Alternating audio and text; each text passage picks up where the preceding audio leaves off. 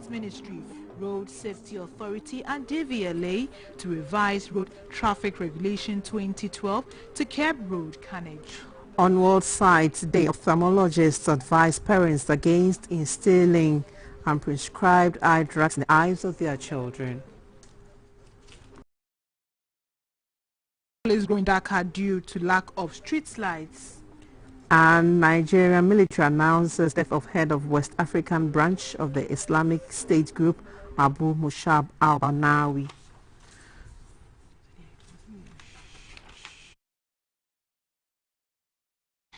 Hello, good evening. Welcome to News Hour live on GBC News, your news and governance channel. We're also live on GTV and on Facebook at Ghana Broadcasting Corporation. My name is Micheline Taka. And my name is Clara Mlano. Robert Frimpong so is our sign language interpreter for this evening. News headlines sponsored by Manchi Biscuits, Munch into Happiness. Thanks so much for joining us. The news in details. The National Identification Authority, NIA, is to set up more registration centers across the country. This is to register and issue Ghana cards to public sector workers who are yet to do so. The NIA's head and corporate affairs officer, Mr.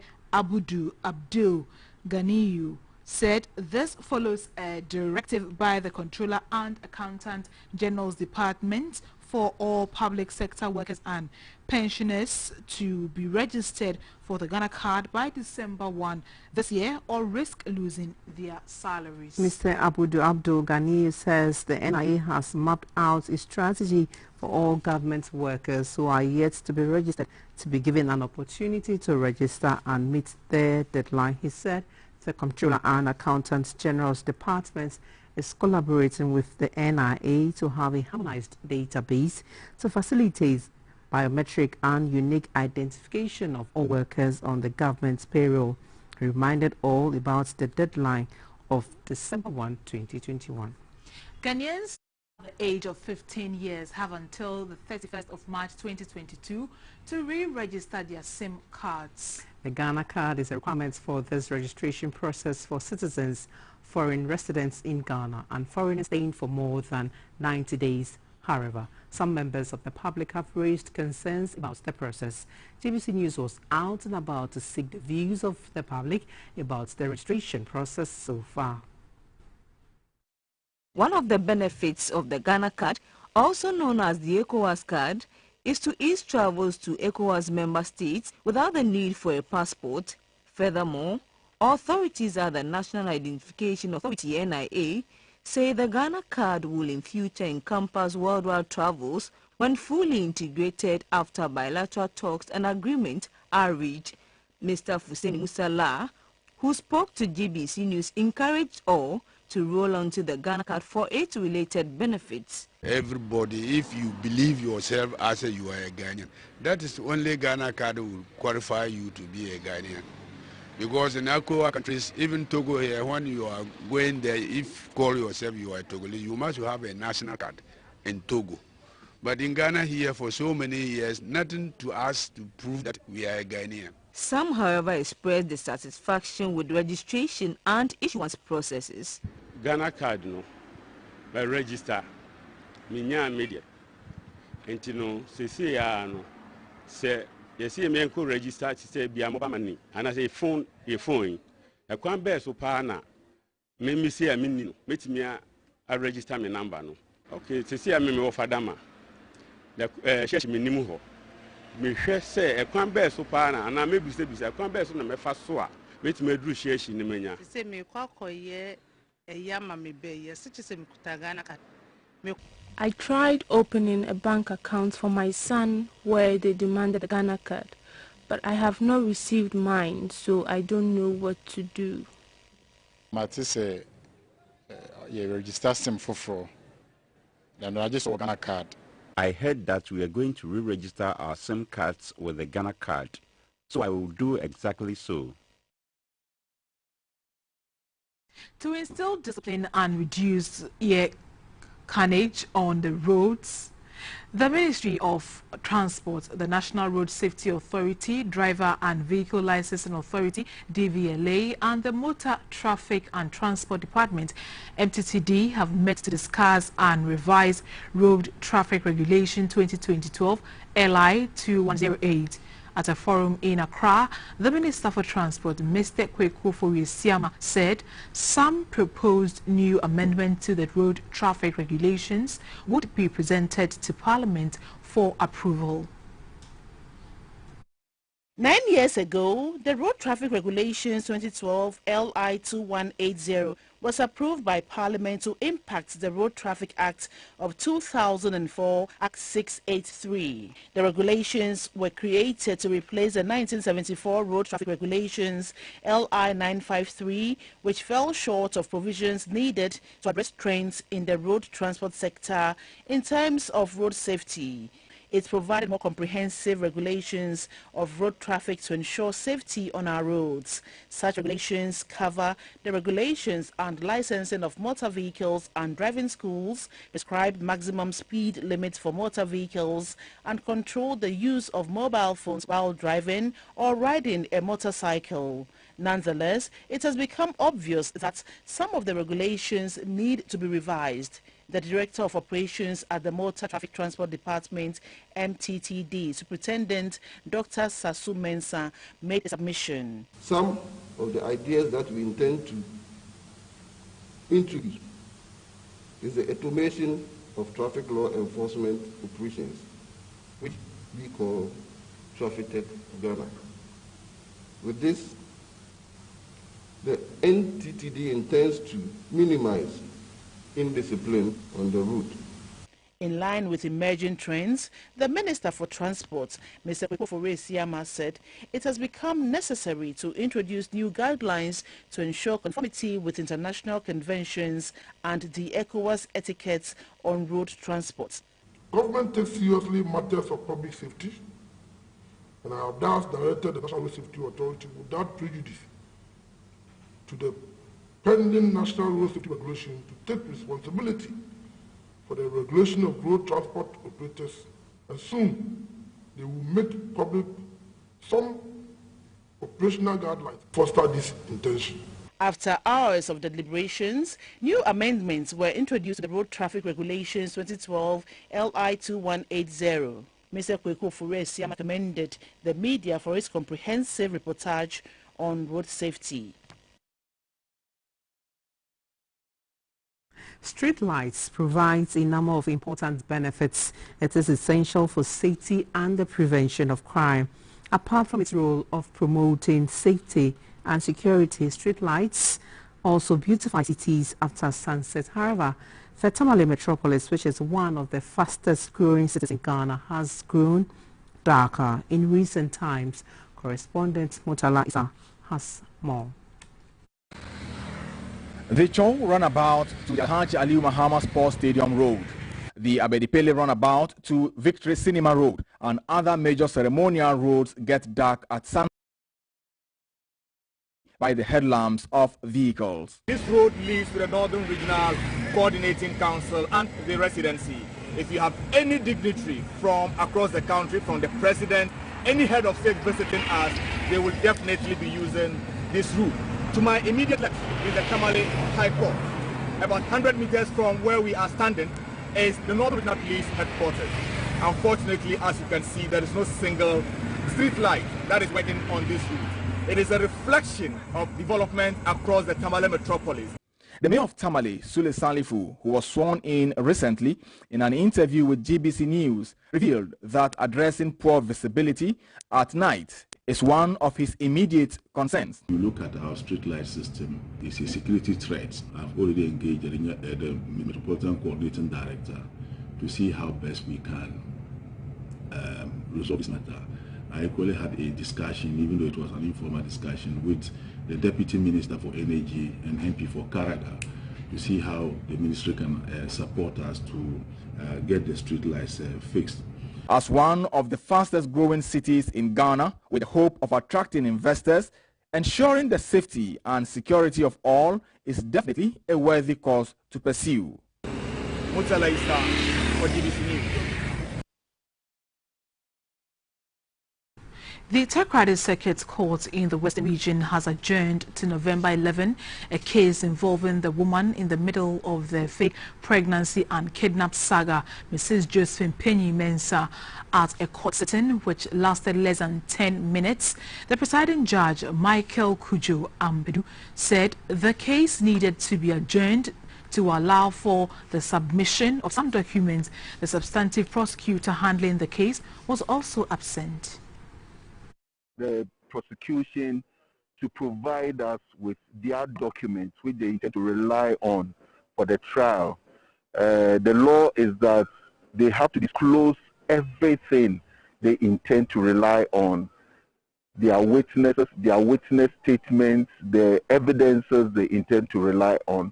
So today they want to furnish us so that we will see that we have been furnished with these documents, then we take a date to do our case management conference, or we do the case management conference today. Unfortunately, there are some documents which prosecution need to add. I do not know about that. That is what they told us. And the substantive prosecutor couldn't attend court. So we have to send all the documents back to him to look through, because he's doing the prosecution, so that he comes. So we have taken a date. The documents have been given back to them. They go and look through the documents, and the next time we come, on the next agenda date, we come and do the CMC if they serve us before we come to court. If they do not serve us before we come to court and they come and serve us on that day, you would have to take another date to go and do the CMC, because we need to go through the documents to see that everything is. Whether to accept persons who identify as LGBTQI+ remains a thorny issue, with the pros and cons to be weighed by the country's lawmakers. The National Chief Imam, Sheikh Osman Sharabutu, has stated his position against the act. Chairman of the Chief Imam's Advisory Board, Alhaji Gado Mohammed, observed that the ultimate decision on the issue must be reserved to Parliament as the country waits for a decision on the way to go. Leader of Ghana Muslims Mission, Sheikh Dr. Amin Bonsu, refuted claims that hormonal genes are the root cause of homosexuality. The Imam of Shai Muslims of Ghana, Sheikh Abubakar Kamaruddin, said it was wrong for the West to impose the idea on Africans, and that African values and views, especially that of Ghana, must be respected. The values of Europe and the human rights, always what take precedence is the value.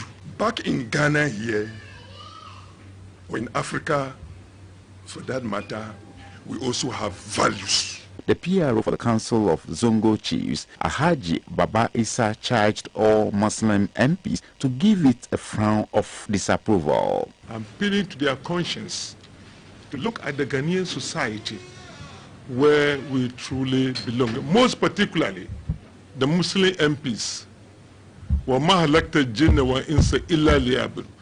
Though they are there as representatives of their constituencies, their party, but no, they are representing Islamic faith.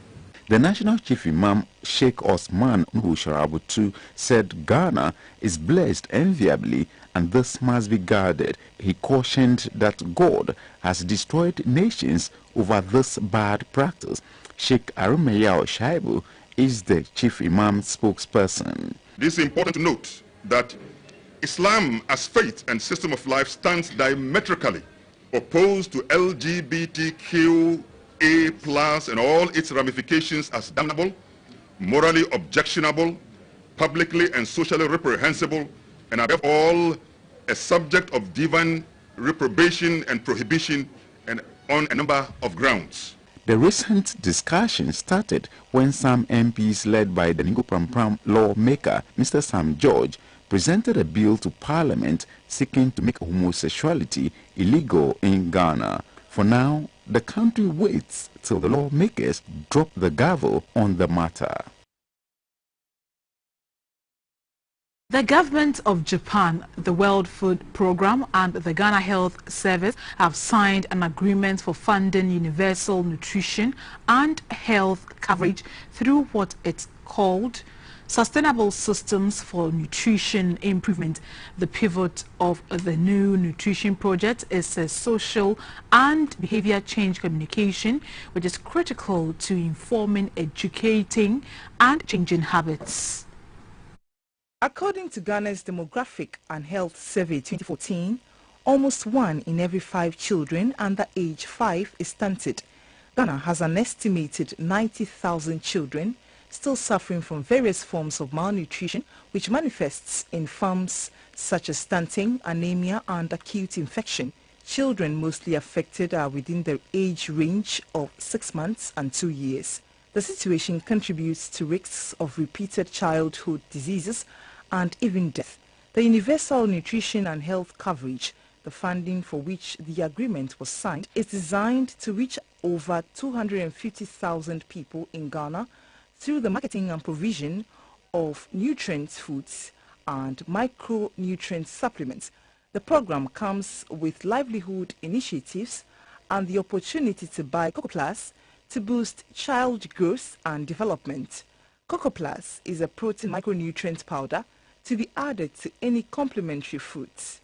It is produced locally using locally available ingredients such as soybean, supplemented with micronutrients and lysine to improve amino acid balance in the body. We at Cocoa Plus Foundation share this goal and have an ongoing genuinely synergetic public-private partnership with the Ministry of Health, Ghana Health Service, and World Food Programme to improve infant and young child feeding practices through nutrition education of mothers and distribution of Cocoa Plus through markets. The Deputy Minister for Health, Mr. Mohamed Saini, said the project would contribute to strengthening the nutrition services of Ghana Health Service. A representative of the World Food Programme, Ms. Anna Mukibi Bunya, said the livelihood initiative in the program would help vulnerable people who cannot afford nutritious foods. Japan's ambassador to Ghana, Mr. Chutomu Himenu, pledged his country's continuous support to Ghana in improving nutrition and supporting the vulnerable. Health and nutrition is a nexus of protection and empowerment.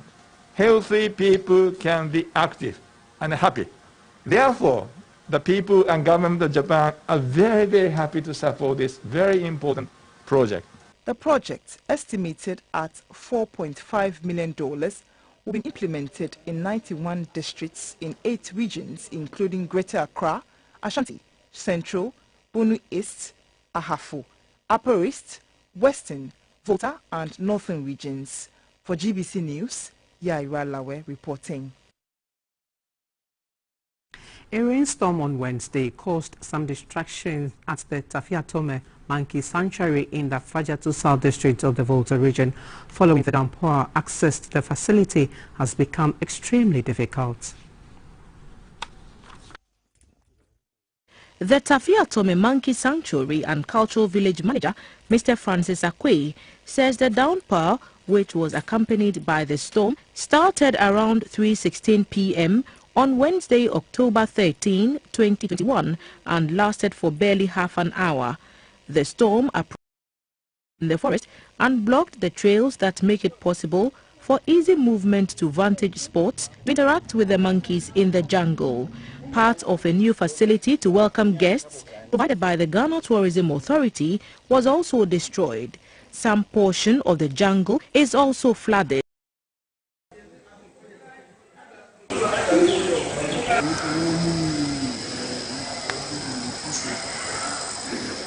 The manager of the facility, Mr. Francis Akwe, told GBC News that this is the first time such a disaster is being experienced. He says trees at the facility must be replaced to save the jungle and the natural habitat of the monkeys.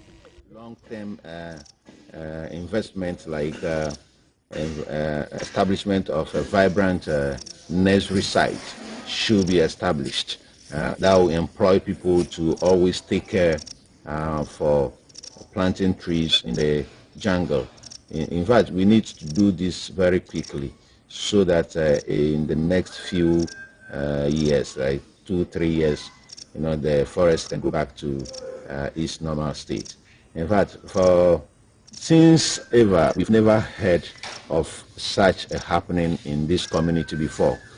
The tour guides at the facility are therefore creating new trails to allow free movement to keep the place running. Officials of the Afajato South District Assembly and the Forestry Commission have visited the facility to assess the level of destruction. A walk through the Tafiatome community also showed that some houses were affected as people were seen trying to put what was left of their houses together.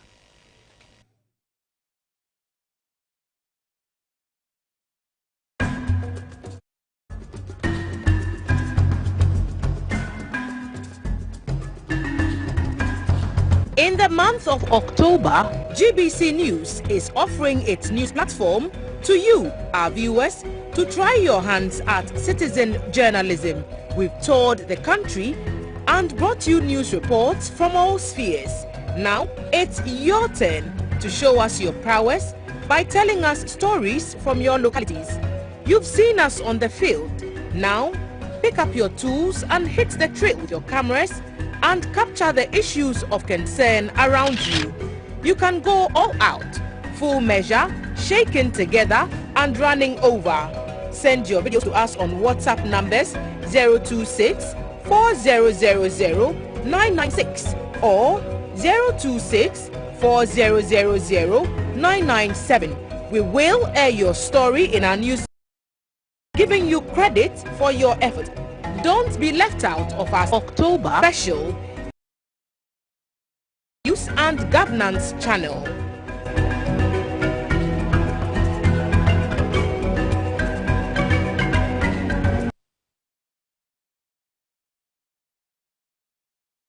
Today we are taking a lesson in history in our Citizen Journalist series. A baobab tree located at Dodowa in the Greater Accra region is of great historical importance. The almost 200-year-old tree is riddled with bullet holes. But what could account for this? Our Citizen Journalist for today, who is a youth leader at Dodowa, Francis Ajote, tells us more about this bullet-ridden baobab tree in this story. Its English name is a monkey bread tree.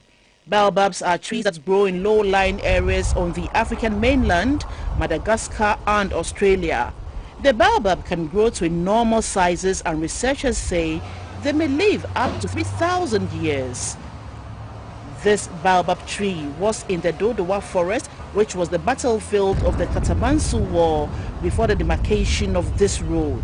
The demarcation of this road brought in its wake the old Dodowa Township and the Dodowa New Town. The Dodowa Forest is a tourist attraction at Dodowa in the Shai Osudoku district in the Greater Accra region.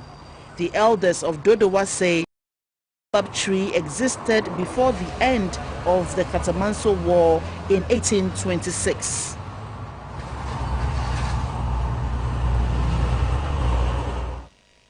Our Citizen Journalist Francis Ajote, a youth leader in Dodowa, says oral history confirmed by the chiefs of the area indicates that after the Gandangmes defeated the Ashantis in the Dodowa forest, the warlords fired the remaining bullets in their barreled guns into the tree, and this is what accounts for the bullet marks. Their actions were resolved never to go into war with any ethnic group or clan due to the huge number of lives lost in the Katamanso War. Francis hopes this tree will serve as a reminder of their pledge and be protected by the traditional authorities due to its rich historical background.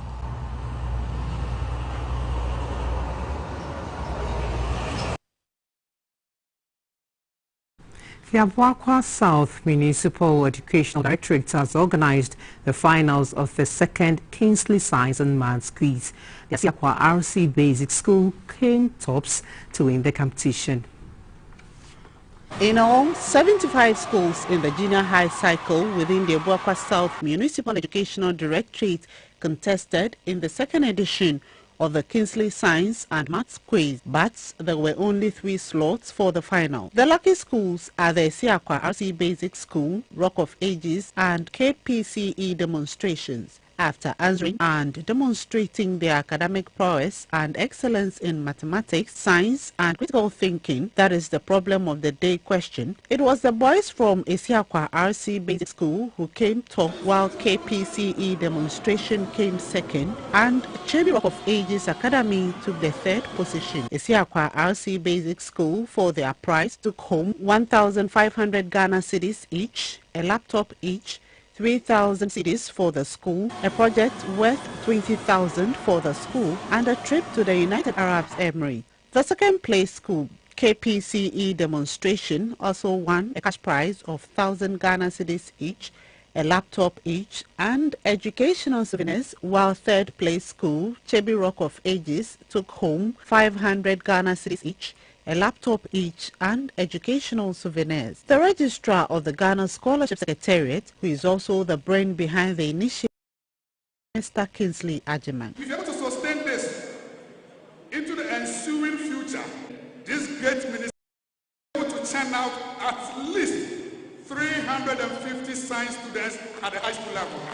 The Municipal Director of Education in the Abuakwa South Municipality, Mr. Daniel Yeboah, called on stakeholders to support the Educational Directorate to help it live up to its mandate of ensuring that all Ghanaian school children receive the best education. Various speakers lauded the initiative, describing it as one of the best educational interventions in the municipality. The Kingsley Science and Maths forms part of the interventions to enable students to develop critical thinking skills through the study of science, technology, engineering, and mathematics.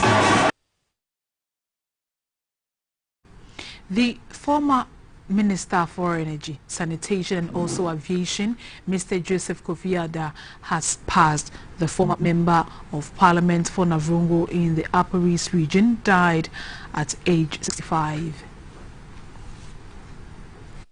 A family source says Mr. Ada died in the early hours of Thursday, October 14, 2021 on arrival at the Legon Hospital. Reports say he had been ill for a few years. Mr. Ada served his country as an energy minister as well as sanitation minister. He was also a minister for aviation in President Akufo-Addo's first term. Mr. Ada was also a financial economist and a management consultant. A former minister for agriculture, Mr. Kennedy Nyakwose, also confirmed the death of his former colleague on social media and commiserated with the family. Mr. Joseph Ada was born at Navrongo, the capital of Kassina Nankana district, in the Upper East region of Ghana. He had his secondary education at St. John's School, 2nd D, and obtained a Bachelor of Science degree in Politics and Economics from the Indiana Wesleyan University in Indiana in the United States, which he attended between 1979 and 1982.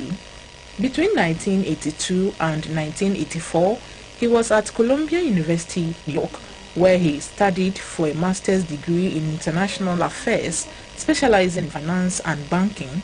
He went on to get a graduate certificate in African studies from the same university. In 1989, he obtained a certificate in French language and civilization from Sorbonne University, Paris, France. You're watching News Hour live on GBC News and Governance channel. Still to come, business, foreign news, sports and entertainment. Tuesday.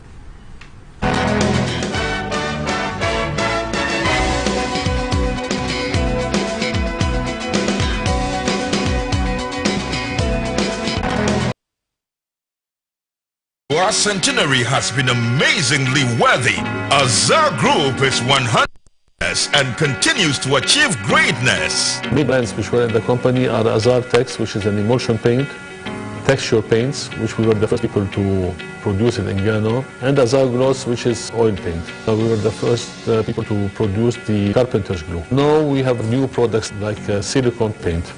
Join Azar Group celebrate 100 years and to create another brilliant 100 years together.